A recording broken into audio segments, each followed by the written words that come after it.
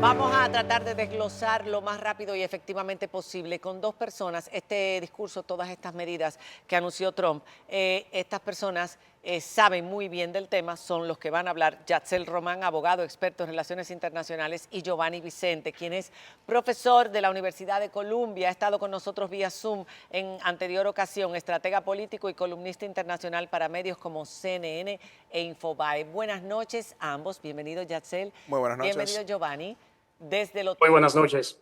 en Estados Unidos. Un día muy intenso por allá, ¿no? Un día histórico, un día donde se está escribiendo un capítulo importante de la historia de este país. Un día para no perdérselo. Sí, yo quisiera que ustedes rápidamente nos desglosaran las medidas más importantes o las órdenes o las ejecutivas que él dijo en el día de hoy, cuáles pueden ser eh, puestas en acción inmediatamente y cuáles tienen que pasar por el Congreso. Claro. Vamos a empezar con la política migratoria y la seguridad fronteriza, que ya lo había prometido mucho y que lo dijo que desde el primer día. Despliegue de las tropas en la frontera para enfrentar lo que califica como una invasión, cierre de la frontera, recuperación de la política de permanecer en México mientras se resuelve lo de los papeles, que la gente tenga que quedarse en México. Eso lo había implementado él, pero luego en la administración de Biden se había eliminado. Cierre de entradas legales y devoluciones de delincuentes y declaración de emergencia nacional en la frontera sur. Es lo que tenemos aquí esbozado. Claro, la declaratoria de emergencia migratoria es lo que le permite pues, enviar tropas a la frontera sur con México. Y cuando habla de la política de permanecer en México, no está hablando solamente de mexicanos. Recordaremos que México, a pesar de que históricamente fue un país origen, más que todo migrantes, se ha convertido en uno de los principales puntos de tránsito a Estados Unidos, más que todo centroamericanos, pero también haitianos, cubanos y hasta africanos. Cuando habla de permanecer en México, se refiere a que los solicitantes de cualquier tipo de protección en Estados Unidos tendrían que ser procesados en México, más que todo. Así que quienes vieron desde el 2022 y 2023 aquella promoción de la terrible y maldita vuelta por México, la mejor recomendación que le daríamos es que no caigan en ese gancho porque les va a ir muy mal si intentan vía México entrar a Estados Unidos. Dentro del punto de vista de declaratoria de terroristas, a las organizaciones del crimen Antes de organizado. entrar en el narcotráfico, queremos Lo que pasa es continuar. que lo liga. O sea, Sí, pero el despliegue de tropas en la frontera es un tema que estaban comentando hoy bastante en CNN. Giovanni, en ese sentido, las tropas, los militares, el despliegue en la frontera. Bueno, algo importante que tenemos que mencionar en este caso es que el discurso y las medidas que se anunciaron obedecen sin lugar a dudas a aquello de genio y figura hasta la sepultura. Donald Trump básicamente ha sido el que siempre hemos esperado, el que siempre ha sido, y en eso no nos ha sorprendido en nada en particular. Con relación a cerrar las fronteras, a enviar las tropas a esa parte de los Estados Unidos tan importante con México, bueno, no es algo que sea nuevo, él lo ha hecho ya en el pasado y Biden también lo ha hecho, así que no encontraría ningún obstáculo en el camino, especialmente cuando tiene las dos cámaras, tanto la alta como la baja, que es republicana en este momento. Y bueno, pues ya él tiene experiencia haciendo eso. Obviamente lo hizo cuando hizo el despliegue de 800 tropas para fines también de la construcción del muro, que tiene aproximadamente 700 kilómetros, unas 450 millas ya todavía construidas, y evidentemente faltaría una parte mucho más importante porque solo representa el tercio de todo ese trayecto, aunque hay muchas zonas que están en Texas y estas pertenecen ya a algunas áreas muy remotas que raramente los inmigrantes cruzan por ella. Hacerlo suena fácil, y en el caso de él yo pienso que lo va a hacer sin ningún problema.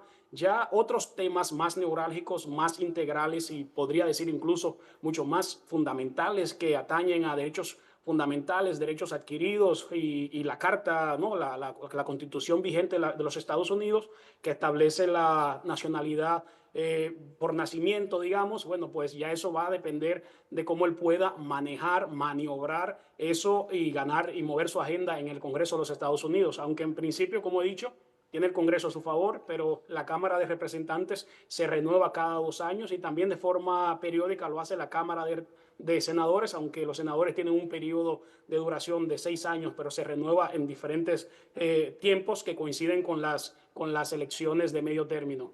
Sí, es importante con esto último que menciona Giovanni tomar en cuenta lo siguiente. A pesar de que durante la campaña se habló mucho de eliminar el jus solis, eso requiere una reforma constitucional. Ahora, lo que no requiere reforma constitucional y que pudiera impactar a muchas familias dominicanas es lo siguiente. Sabemos que República Dominicana fue la diáspora más beneficiada del mundo con la regularización de 1987 mediante amnistía.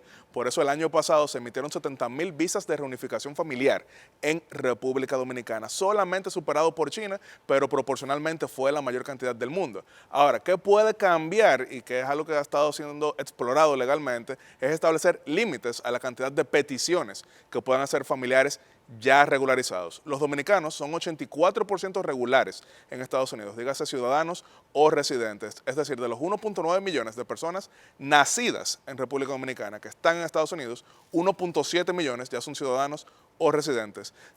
Por affidavits, es la razón que hemos visto que personas principalmente piden a sus nietos, piden hermanos y demás, se ha buscado limitarlo, es decir, si no se puede eliminar, pues poner límites en el sentido de que tienen que tener pues ciertos ingresos y demás. Eso es algo que sí pudiera impactar, ya que la reforma constitucional conlleva una mayoría más allá de la que sí tiene en este momento el presidente Donald Trump, que son 53 senadores.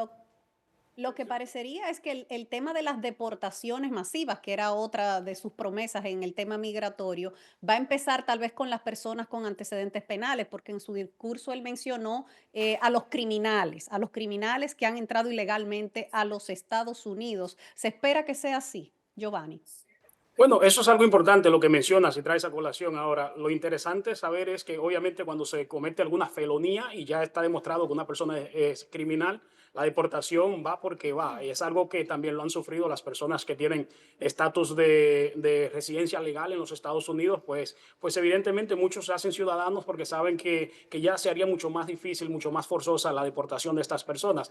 Pero lo importante a saber es que las deportaciones de forma masiva siempre se han realizado en todos los gobiernos de los últimos años, incluyendo en el gobierno de Obama. Es decir, que muchas veces una cosa es el discurso y otra cosa muy diferente son los hechos y las obras, cómo actúan los gobiernos. Si nos vamos a la retórica tanto del Partido Demócrata como el Partido Republicano, vamos a encontrar algunos elementos importantes en los que el Partido Republicano, el Partido Demócrata generalmente tiene un discurso pro inmigrante. Sin embargo, las deportaciones nunca se detuvieron en los gobiernos demócratas anteriores al de Donald Trump. Y Donald Trump, evidentemente, no ha hecho lo propio, no ha hecho la excepción. También ha tenido deportaciones. Entonces son agencias federales que continúan su trabajo independientemente de lo que se hable en la narrativa, de lo que se diga en las noticias. Esas agencias federales están engrasadas, un engranaje que caminan, marchan sobre ruedas y nada les detiene, porque hay un marco jurídico, hay un marco legal y probablemente hasta que una orden ejecutiva que tenga fuerza para hacerlo y obviamente que no esté por encima ya de una ley establecida del país o de la Constitución misma y algunos de los derechos fundamentales y consagrados en la Constitución. Entonces esas deportaciones siempre se van a realizar de manera masiva, aunque no salgan mucho no haya un relieve, ¿no? en las redes o en las noticias, porque es el marco jurídico del país. Y pienso que Trump no va a hacer nada diferente a lo que han hecho los otros gobiernos y él no va a hacer nada diferente a lo que ya él hizo en el 2016. Él va a continuar con el mismo tren de vida, el mismo estilo, como yo dije en el principio, fiel a su personalidad, fiel a su estilo, fiel a la tesitura y a la mística que ya nos tiene acostumbrados.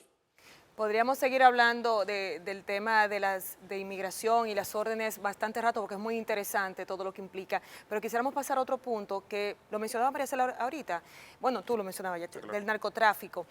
Denominar a las bandas de narcotráfico como organizaciones terroristas, ¿qué implicaciones tiene para los países que son productores también lo de tránsito como República Dominicana en las relaciones comerciales porque pueden hacer operativos en estos países? Sí. Inclusive, ¿qué implica esto y si esto debe pasar por el Congreso? No, esto puede ser directamente. Sin embargo, hay que ser también un poquito realistas. Esto es algo que se ha utilizado a lo largo de los años. Incluso en Colombia frecuentemente declaran a los cárteles como terroristas. En El Salvador habían declarado a las pandillas como terroristas. En Ecuador, ustedes vieron el año pasado que fueron declaradas como terroristas. Esto lo que sí sirve es precisamente para tratarlos de una manera más contundente como enemigos y quizá establecer sanciones contra los países que se considere que lo están tolerando en esos Como Venezuela, por sentido. Que si vimos, por ejemplo, a Dado Cabello, yo le digo Dado Cabello porque no voy a decir el nombre de Dios en vano. Qué buena. Esta persona, pues en su programa hace unas horas, le dedicó toda la cobertura pues a implorarle a Donald Trump que él no es narcotraficante, pero el Tren de Aragua pues es francamente subsidiario del régimen que existe en ese país. Desde luego, República Dominicana es un país que ha sido de tránsito y de lavado más que todo, pero hasta ahora aquí no hay operaciones residentes de cárteles, gracias a Dios, muy distinto a lo que está pasando en Ecuador, que vimos como muchos cárteles mexicanos y colombianos se establecieron y lo convirtieron en el país más sangriento de Hispanoamérica. Algo que mucha gente pensaba que era broma antes de esta inauguración, que a pesar de que él lo había dado a conocer en una rueda de prensa y que había insistido, la gente decía, no, al principio está bromeando, él es así. No necesariamente cuando usted oye a un presidente, un candidato ya electo presidente, aunque no se haya inaugurado, decir que quiere comprar Groenlandia, que quiere cambiar el nombre del Golfo de México, que quiere Canal de Panamá. volver a tomar el Canal de Panamá y que quiere anexar Canadá, está bromeando. En este caso, el cambio del nombre del Golfo de México por el Golfo de Estados Unidos, ¿lo puede hacer unilateralmente el presidente de los Estados Unidos o tiene que ver con los países que circundan? Estados Unidos, México, en fin, Cuba, creo que... Es que el nombre es algo que depende mucho, porque por ejemplo hay lugares que tienen para algunos países una denominación que para otros tienen otra denominación, es lo que vemos frecuentemente. Pero como se conoce el Golfo de México, ahora quiere decirle Golfo de América, no, Golfo de América. Golfo de América, William McKinley, presidente de Estados Unidos, que fue el presidente, precisamente esa sección, él dijo que le pondría el nombre de William McKinley, presidente que fue asesinado en 1901 y que él lo consideró un exitoso gobernante que le dejó suficiente dinero al presidente Teddy Roosevelt. ¿Lo puede hacer sin México, sin la aprobación de México, por ejemplo? Es que no tiene jurisdicción sobre México. Es claro. Pero para ese Golfo, ¿se le puede cambiar el nombre, Giovanni?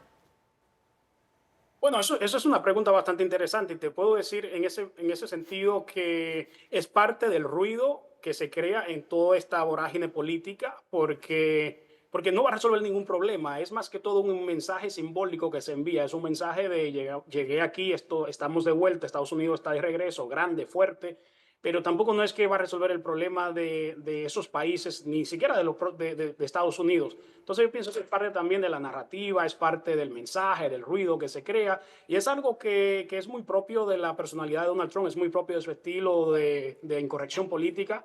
Yo muy pronto pienso que voy a publicar mi tesis doctoral que está basada en la comunicación política basada en la incorrección política, el caso de Donald Trump como caso de estudio en su presidencia del 2017 al 21.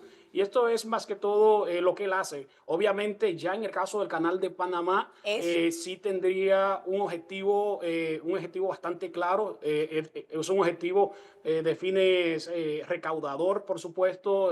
Quiere agregar más dominios a Estados Unidos en su política expansionista, pero sobre todo todos los dividendos y el dinero que le está generando a Panamá, la economía que más crece de América Latina, seguida por República Dominicana, es precisamente por esa mega construcción de los Estados Unidos. Y aún así, tampoco puede apropiarse el Canal de Panamá porque es vinculante a unos acuerdos y tratados internacionales que lo protegen y por lo tanto es sin lugar a dudas un absurdo total. Él le puede cambiar el nombre al Golfo de México, no creo que eso vaya a solucionar nada, pero de hacerlo no pienso que lo pueda hacer unilateralmente ni a través de una orden ejecutiva, porque estamos hablando de un territorio de Estados Unidos, las cámaras tienen que reunirse y además no es cuestión solo de Estados Unidos, los países subyacentes, los países que están colindantes, evidentemente tienen algún tipo de dicho, ¿no? en esta negociación.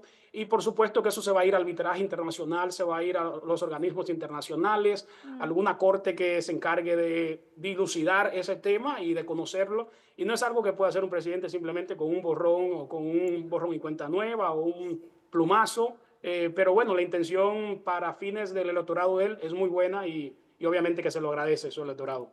Pero el tema del Canal de Panamá ya tuvo la respuesta del presidente de Panamá.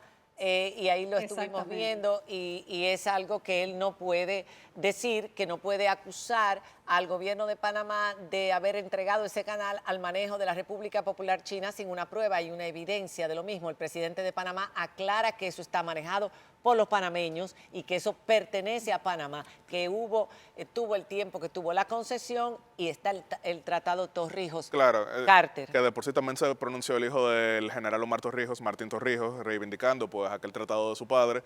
Hay que recordar que incluso el viernes pasado, durante la audiencia de confirmación y ya ahora confirmado secretario de Estado, Marco Rubio, él habló justamente de Panamá y China, llegó a acusar a Panamá de haber instigado a República Dominicana a cambiar de alianza diplomática de Taiwán hacia China. Entonces el tema China y Panamá es algo que no solamente está diciendo Donald Trump, lo están diciendo por ejemplo también Mike Waltz, que es su asesor de seguridad nacional en la Casa Blanca. Sin embargo, si escuchamos la palabra exacta que él dijo, eso fue un regalo a Panamá y no a China, y lo vamos a recuperar, eso no quiere decir necesariamente que se lo piensan quitar a Panamá, sino que quieren restringir la participación china. Digo, si escuchamos palabra por palabra, a lo mejor en algún momento pueden invitar a un lingüista, él dijo, fue un regalo a Panamá. Para cerrar en 30 segundos la relación, Diana, dale, 30 segundos. Que llama la atención que un presidente que dice en su discurso inaugural que quiere ser un pacificador y evitar guerras en el mundo, al mismo tiempo quiera cogerse por la fuerza un territorio, que es donde está el canal de Panamá. Así es, pero para cerrar. Son precisamente de las inconsistencias cuando analizamos la pieza discursiva, ¿no? Un discurso que de hecho no fue malo, el discurso fue muy bueno. Cuando lo analizamos vemos que en algunos aspectos hay inconsistencia. Por ejemplo, él dice que la milicia de los Estados Unidos, su ejército, en su gobierno se va a dedicar a lo que siempre debió dedicarse, a eliminar todos los enemigos de los Estados Unidos. ¿Qué significa eso? Que doquiera que este ejército se encuentre haciendo labores no relacionadas con sus funciones originales, se va para esas funciones que ya acabo de mencionar. Pero al mismo tiempo entonces habla que lo va a mandar ya en otra parte del discurso, que va a enviar esas tropas a la frontera. Entonces, eso nos da a entender, ¿los inmigrantes son los enemigos de los Estados Unidos? Bueno, me quedó las ganas de saber sobre la posición de Estados Unidos frente a China. Y ya veremos lo que va a pasar con la guerra de Rusia y Ucrania. Y en estos días tendremos que hablar más de Donald Trump porque siempre ha acostumbrado a dar de qué hablar. Ahora siendo presidente de los Estados Unidos nuevamente, ya tendremos mucha agua de beber. Gracias a ustedes por haber participado en este breve análisis de lo que fue ese discurso y era tal y como se esperaba. Lo que pasa es que yo no esperaba que hablara tanto de lo que estuvo mal en el gobierno anterior y pensaba que iba a ser más dedicado a lo que iba a ser. Gracias a ambos. Hacemos una pausa. Gracias a ustedes. Y cuando regresemos, tenemos un médico muy importante, es un médico neumólogo dominicano que ha logrado desarrollar una técnica muy innovadora en la detección del cáncer de pulmón. Señores, una noticia excelente para la República Dominicana. Trabaja con todo un equipo en el Hospital de Asturias, el Hospital Universitario, pero fue él el que desarrolló, el que creó esta técnica. Cuando regresemos de la pausa, tenemos al doctor Ariza con nosotros. Ya volvemos.